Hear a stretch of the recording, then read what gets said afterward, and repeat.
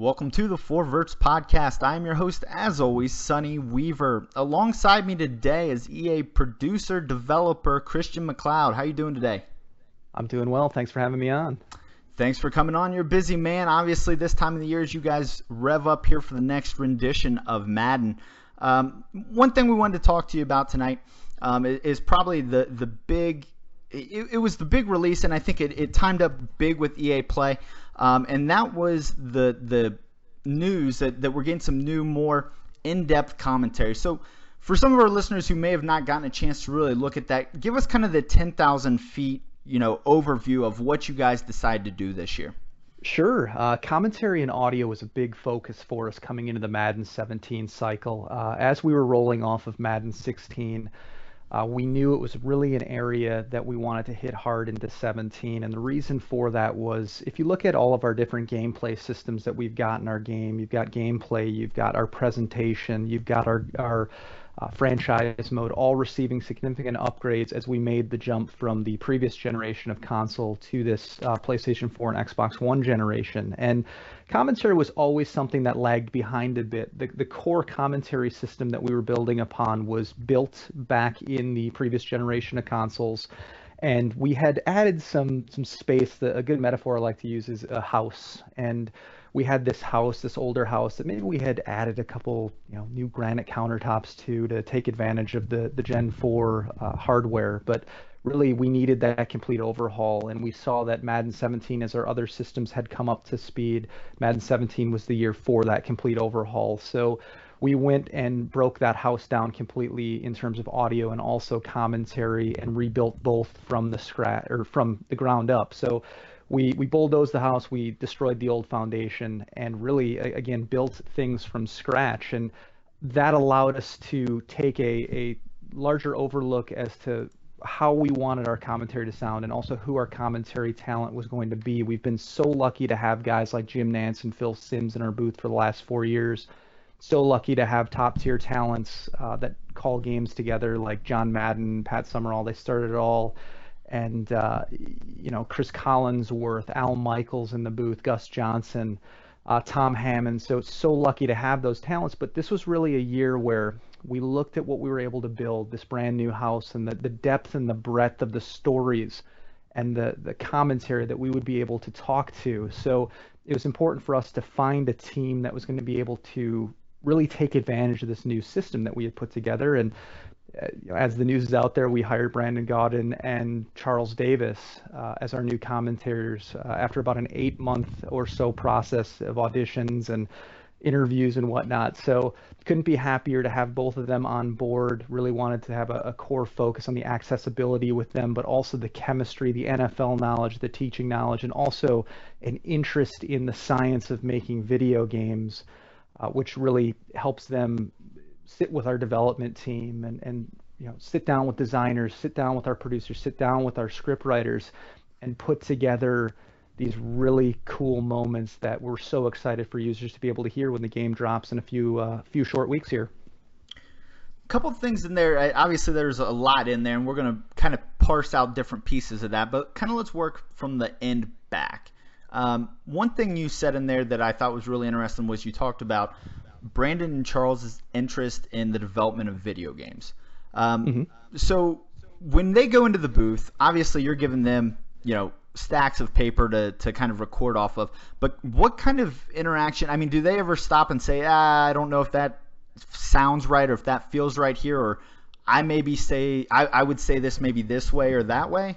Oh yeah, most definitely. It was very important for us to break this mold that we've adhered to in the past, which was very much of a scripted approach. It was important for us to go off the scripts to allow Brandon and Charles the freedom to ad-lib and talk within their own voice. No matter, we have an amazing scripter, Ed Brady, on our team, and he writes amazing content that the guys adhere to and writes the situations and designs them out. But no matter how amazing our writers are and our designers are, no one's ever going to say a line or script a line the way that Brandon would say it, the way that Charles would say it, 100% in their voice. So it was important for us to give them guidelines that they need to stay within. Of course, we've got so many different situations. You don't want to be introducing bugs. You want to make sure they're talking about the right things that we're showing on the screen.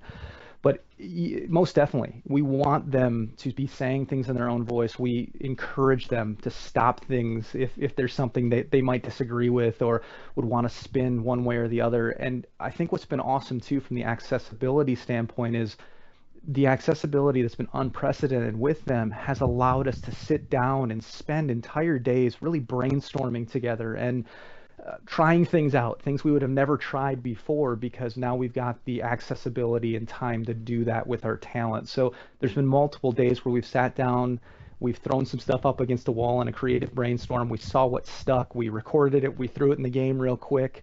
Maybe it didn't stick, we ripped it out of the game, and then did that again and again. So most definitely, we want them part of the creative process, and both of them are so engaged that it's an absolute joy and pleasure to work with both of them. They're a part of our design team, our development team, and we couldn't be happier. During that recording process, are they simply sitting in a studio looking at each other, or do they actually see the situation on the screen to kind of feel it out, or how does that process work? It's really a mix of both. We've got, again, some scripts that we'll put in front of them that outline the situations and the design, and a lot of the times we'll have them sit down with those.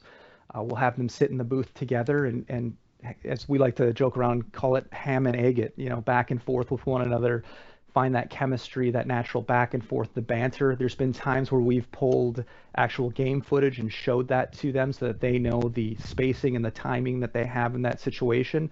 There's even been times where we've brought them down into the booth and we've played a game live for them and had them live commentate it, and then gotten with our design team, gotten with our scripters, and actually reverse engineered what they were calling on the screen to get that into the game. So even better too, there's been times where we've looked at actual game film and highlight videos and played those on a YouTube clip and then had the guys talk to those as well. So really a combination of all of the above to just have a crazy creative environment for these guys to be reading to picture in some aspects, to be using theater of the mind in other aspects to get the most realistic NFL commentary possible.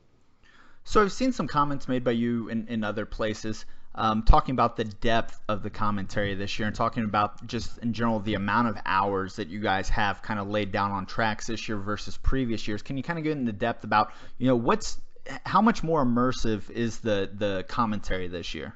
Oh, it's the deepest commentary experience we've ever had in a Madden game, and it's something where it's difficult to quantify because we really can't put a number on it. It's just been multiple days that the team has been working together for the past 7 months per week. So just the depth that allows us to talk to, you've got game-winning safeties in the Super Bowl as a perfect example, right? You've got a missed field goal off the right upright now to force a second overtime in the Super Bowl, or extend overtime, pardon me, in the Super Bowl. So just these really minute, in-depth situations that we've never been able to talk about, we're now able to talk about. And that doesn't just pertain to the real obscure things. It's also just in your traditional runs. We're able to now break down running plays, passing plays, traditional plays, to a granular level we've never been able to get to before. We're able to talk about gap play. We're able to talk about key blocks. We're able to talk about night game versus day game variations. Again, just things we've always dreamt about wanting to do. We've just never had time to go into that depth because we've been constrained a bit on the time frame with our past talent. So really, it's a very robust, deep experience, but also with a lot of breadth as well. So we've got the breadth and also the depth. So, I'm not going to make the statement that you're not going to hear the same commentary line twice. That's going to happen over the course of a season. You've got 250 million plus Madden games played every single year. So can't make a bold statement like that, but we've done our darndest to really increase that depth, increase that breadth, to make sure that it's the deepest experience that a user's ever going to experience. And on top of that, which we can go down to a little bit later down the road if you like, is the ability now to live update content throughout the course of the season is going to help us continue to add to that depth and also to that breadth. That's kind of where we were going to head next. So the live updating is a big commitment, obviously, by Brandon and Charles, because those guys, they're busy guys, but they're willing to commit to doing this process throughout the season. What kind of things do you think you're going to be adding there? Is that going to be just it's hard, I guess, to quantify that. How much do you think you're going to get in on a week-to-week basis? So, again, we're not quantifying it, but we're going to have the guys in for multiple days each week throughout the course of the NFL season. And this year we're moving to a couple different models, models that we've never been able to do before. One is what we're calling our content updates. And what the content updates are, they're going to be areas within a game that are high user paths. Things like quarterback runouts, things like a receiver's first catch of the game, things like the running back's first touch of a game. And what we want to do there is we want to harken back to what's happening in the real world NFL season. So I don't know if you remember the Chiefs game last year, Chiefs and Broncos, where Jamal Charles had the real costly fumble there. The next game or the next game of Madden you would play after that week has concluded, you would hear a line about Jamal Charles and his fumble issues, things of that nature. So we really wanted to enhance this this ability to have this content in game that was talking about the real world NFL season to carry on those storylines. So we're going to have that aspect. Then we're also going to have the ability this year to go ahead and patch commentary into the game, and those are going to be much deeper drops. That's allowing us. One of my other areas that I work in is in our telemetry and kind of our game metrics, and we're able to look at our commentary, and we know what are the top used lines, what are users hearing a lot, what lines are getting old and tired, what are the lines that are memorable. So we're now able to go in and add content to those banks, but not only add content, but possibly remove more memorable lines and tweak them, add some logic to them so that they're harder to trigger, things of that nature. So that's what we're so excited about is adding this real world NFL content into the game, but then also identifying how users are playing, see maybe what a tired line is, adding more content into those tired banks or memorable banks, and continuing to refresh there. So again, it's tough to quantify exactly how much we're going to end up with, but we're definitely committed throughout the course of the NFL season to providing these types of updates. So one thing I wanted to hit on here, our listeners right now that are listening to this probably realize they're listening to this on the NBL network. NBL is a full immersion franchise, and we go August to August. So we go probably roughly 8 seasons a year. From a commentary standpoint, what is the new additions this year really offer to the franchise mode? Because it's something that obviously by year 8, a lot of the older guys are gone. Mm-hmm. So you've got the drafted rookies. How are they going to fit into, and how does that work for the franchise aspect? So from a drafted rookie perspective, this year was really important for us. We had to fill out that core user experience. So unfortunately, right now, again, there are content updates down the road. Right now at launch, we're not going to have full support for drafted rookies in terms of their names and storylines about them. But what you are going to experience in your franchise mode is a lot more depth around the season stats. You're going to be hearing about career stats more often. You're going to just be hearing a very robust bunch of lines just talking about what's happening in that season, last week versus this week, performance-wise, statistic-wise, just really surfacing as much of that information as possible so that when you go and play a CPU team or your buddy's team, you're going to know who those top players are on their teams, maybe where they stack up statistically. This is all coupled with the amazing improvements from John White and his team in our franchise mode with the big decisions. So, you're going to be seeing about different teams' draft classes now. You're going to hear Brandon and Charles talking about that. You're going to see if your opponent or if you have brought a player back from injury early, they're going to talk about that. So just, again, you're going to hear a lot more of the stories of the Sunday than you've ever heard before. So I think that's really the core thing. But again, we definitely know that it's important, especially for people like you all. And I know myself included, I go 10, 15 years deep into a franchise every single year. So it's really important for us to get something, a solution that's going to be able to allow generated rookies' names to be called. So it's not going to be in the release, but I can't guarantee when it's going to be in, but it's something we're working on right now. And that's good to hear. And something interesting you pointed out that is probably not something you guys have worked on yet, maybe on your board, but you talked about that Jamal Charles fumble. So let's go to that. With the new big moments system, obviously part of CFM this year, where if you're super simming, it'll give you the option to play the big moments. the game obviously knows what those big moments are in the game. It would be something interesting maybe in the future that you could comment on those big moments either through some sort of scoring system that says note who scored on that play or something like that in the future to allow the transition from one week to another to kind of get that same feel you're going to give us here this coming year as far as weekly updates, but save those and bank those kind of commentary issues and let those carry over through the CFM. Oh, most definitely, most definitely. You know, as you mentioned, it's funny you mentioned something maybe on the board. That may be something on the board. So, again, it was so important for us really to flesh out that core experience. And I think what the team is most excited about is now that we've got this core commentary experience in the game, really the future is all about augmenting content and really going deep into our modes. So, really fleshing that franchise experience out when it comes to pieces like that and play the moments in the future. Have you guys considered taking another look back at the draft commentary itself? It feels like there's a lot to be left on the table as far as what's going on during the draft. Most definitely. So I've got a smile on my face. I can't really talk about it, but it's one of those things that we bounce around each year in terms of the draft. And again, John and his team had a tremendous effort ahead of them this year, which was just get the franchise mode into the state that it's in right now, which is really an amazing mode, very much streamlined. It adds the depth of the big decisions and the play the moment. Unfortunately, the draft was one of the ones that kind of fell down the priority list. It's one that we want to swing around and address. It's just sadly every single year it's so tough because we have so many awesome ideas that we want to go after, and we really have to make those real tough decisions. And sadly, draft kind of fell down. So it's something that we've talked about. It's something we want to dive into.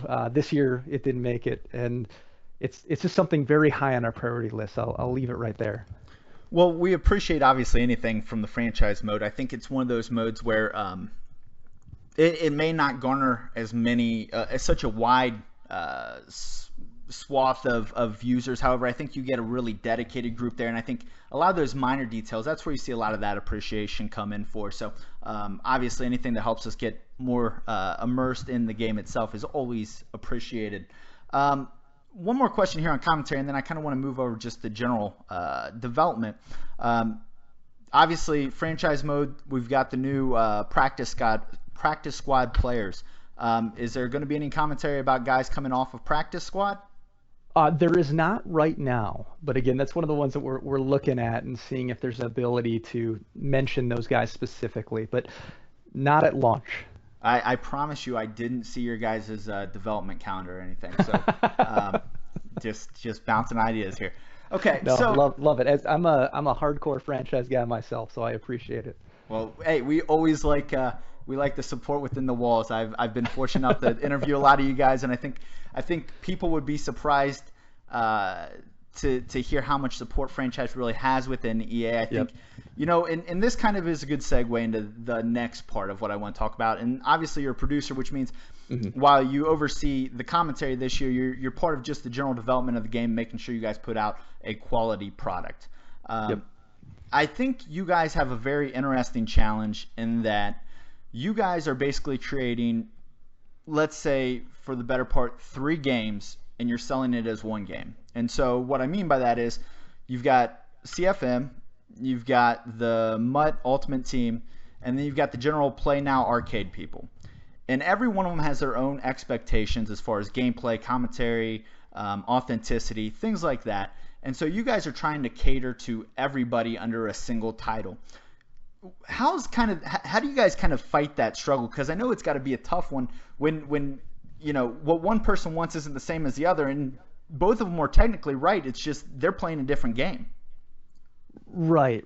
And another one of my duties at the office is I work a lot within, as I mentioned, kind of our metrics, but also a lot with our consumer insights team. And what that is we do a lot of play testing, and we do a lot of focus groups of players of all walks of gaming, right? So we test what the most casual people want to see. We test what the most hardcore franchise people want to see, what MUT hardcore people want to see, with all of our different feature sets. And it's so interesting because you nailed it. We have such a diverse group of users, and we're so lucky to have such a diverse group of users. And it does put together a very unique challenge, and that's how do you cater towards all. And I think our team has really done an amazing job of that.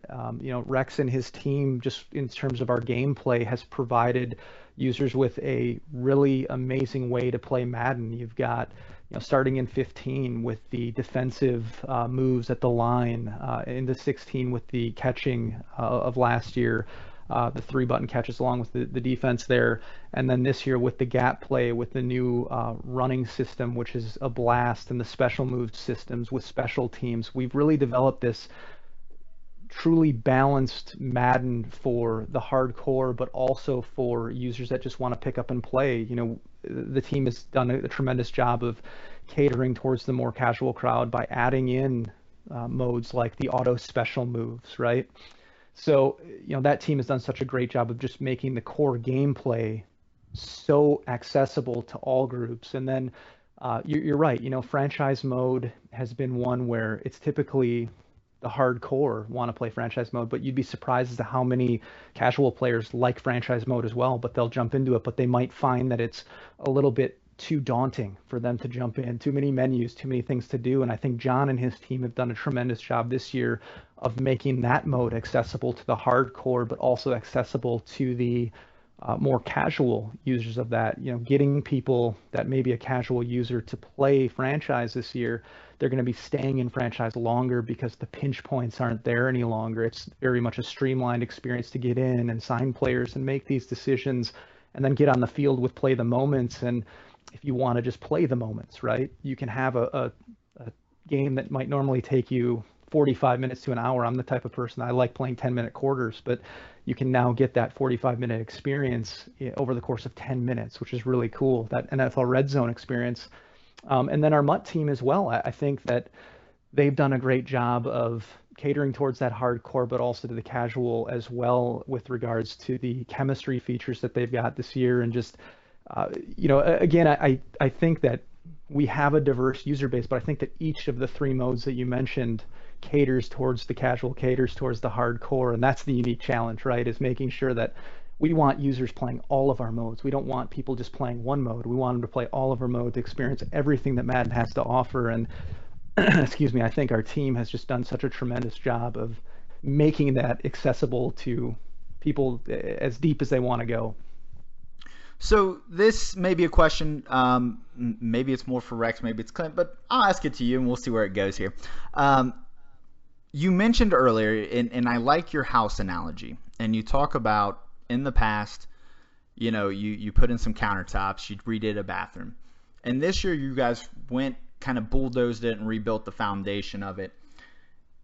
What is it like when you get marketing and everybody's got bosses, so even Rex's boss or your boss or whoever, you set them down and you say, guys, our plan this year is we're going to bypass a lot of the sizzle features. And I'm not saying there aren't some here, but there's not the big back of the box feature this year, I would say, to the casual gamer. And we're going to really focus on getting the mechanics and the nitty gritty things, such like correct commentating. That's going to be our focus this year. What kind of reactions that met with?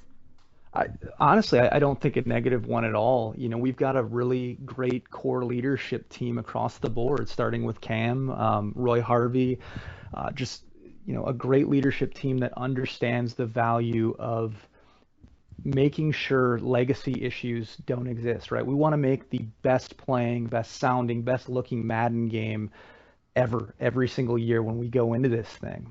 And I think that, sure, in the past there may have been a perception that we wanted to go after a sexier feature, and we may have left legacy bugs untouched. But I really have to give a lot of the credit just to the core leadership team of Madden, really at EA Tiburon, for doubling down on the importance of fixing what you have. As you mentioned, again, back to the house analogy, making sure that you could have a really beautiful house from the outside, right? But you come in and there's cracks and faucets leaking and things of that nature. It's important to get the whole house in order, the whole house together, everything structurally sound before we add on those new wings. So again, I think that they're not, I've been in many of those meetings and they're often met with a lot of enthusiasm and positivity because the team knows where the weaknesses are. They know where that cracked, cracked wall maybe in that back bedroom, so we know where to go, we know where the caulk needs to be to put on that and fix it up. So it's definitely a challenge, right? Because us as developers, sometimes it's kind of a bummer for us, right? We want to, of course, fix what's there, but we want to do some new cool features every single year as well. And I think that loops back to kind of what I was mentioning earlier. Every year we start with this big priority board, and we go through those priorities in terms of what we want to do. And as a developer, I'm a former designer as well. The toughest thing that you can do is kind of sail your baby down the river, for lack of a better term, because that's not going to fit into the priorities of this year. So it's definitely heart-wrenching to see a really cool feature that you wanted to work on go away because you've got to fix the foundation. But the team understands that it's important to fix the foundation. It's important to get everything right before we start adding new pieces to it. One of the things that obviously you're on Twitter, and so we got connected that way, but Rex is always a fun follow on Twitter. And if you ever watch Rex, and he, I think, takes the brunt of this from a just face of the franchise standpoint, is the 2K crowd. How is the 2K crowd kind of received within the office? And what I mean by that is, you guys are kind of held to this standard of something, and I've talked about in past podcasts. It's like if you take your favorite cartoon show from when you were a little kid and you remember it fondly, and you put it in Netflix or on a DVD player today, and you look at it and you go, man, that really wasn't as good as I thought it was. But in my mind, I thought this thing was the greatest thing ever. How do you guys deal with those expectations that are really unobtainable because it's such a rose-colored glasses looking back at something that at the time may have seemed to be the perfect thing, but really isn't up to the standards of what you'd expect in a game today?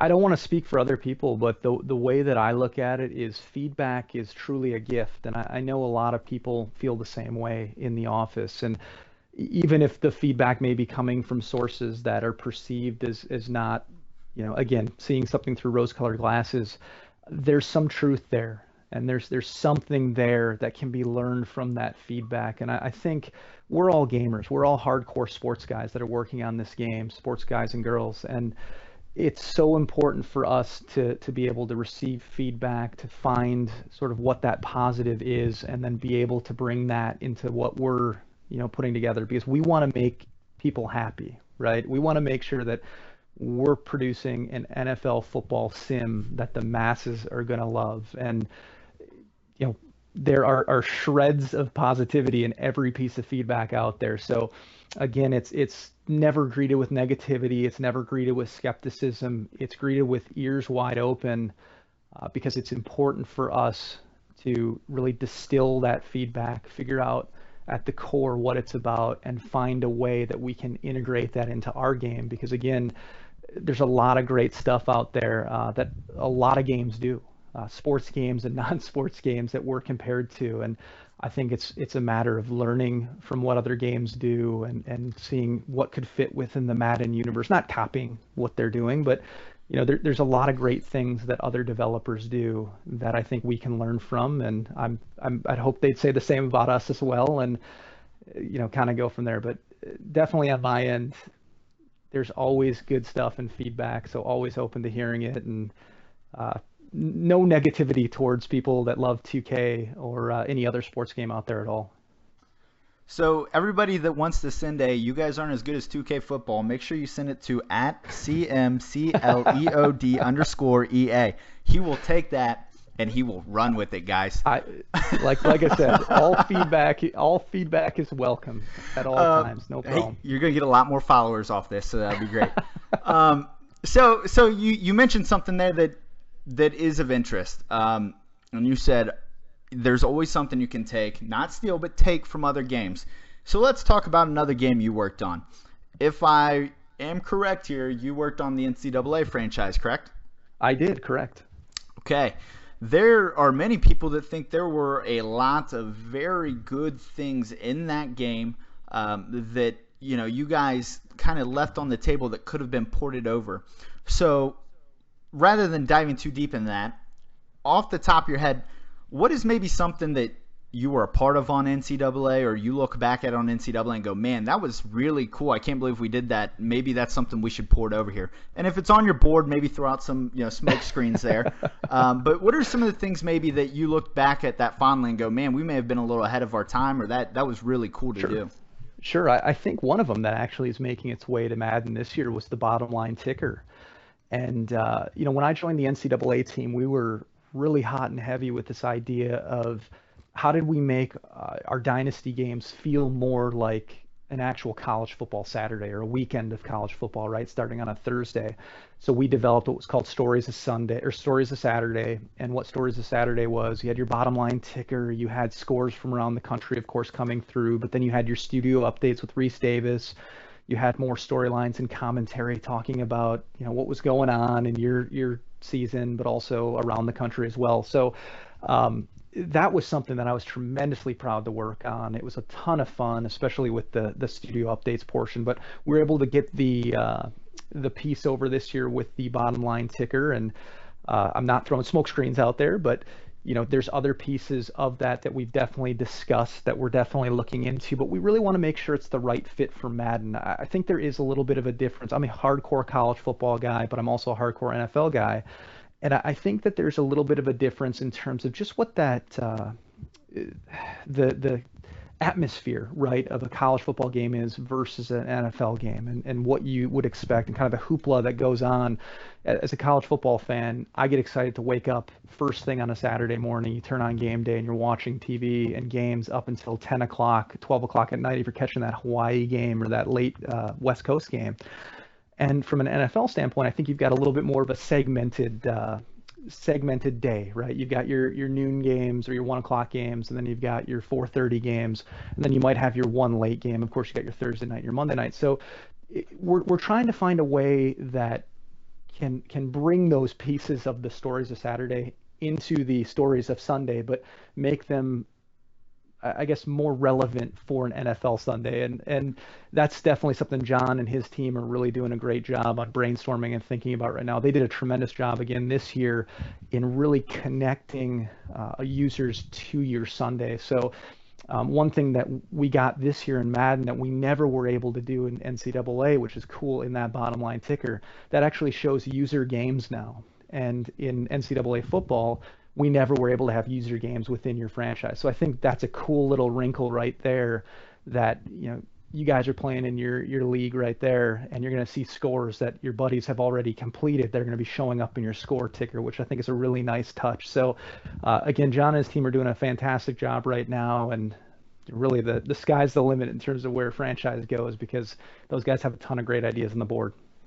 Yeah, good mention there about game day. John, if you're listening, nudge, nudge, wink, wink. End of the week wrap-up show, starting of a week, maybe a preview show. I don't know. You can work with Christian here. I'm sure we could find some great commentators, get some commentators in the studio recording some stuff. Just throwing that out there for all of our franchise fans. I know MBL, we'd appreciate that. So just something to think about there. So moving a little bit away here, and we're slowly working away from Madden, but big Detroit fan, right? Yes, sir. Okay, so Calvin Johnson walking away. He has been the Madden, the Madden standard for wide receiver. What are you going to do next year? This hurt me that you brought this up. We had a great interview going right now, and I'm now going to go cry myself to sleep. So from Madden, it's killing me because I'm one of those sick people. I roll with the Lions. I love my Lions, but I will go toe-to-toe with anybody out there. I know Cleveland fans, before the Cavs won this year, had their Believeland 30 for 30 and really were hammering home about how terrible their life has been not winning anything.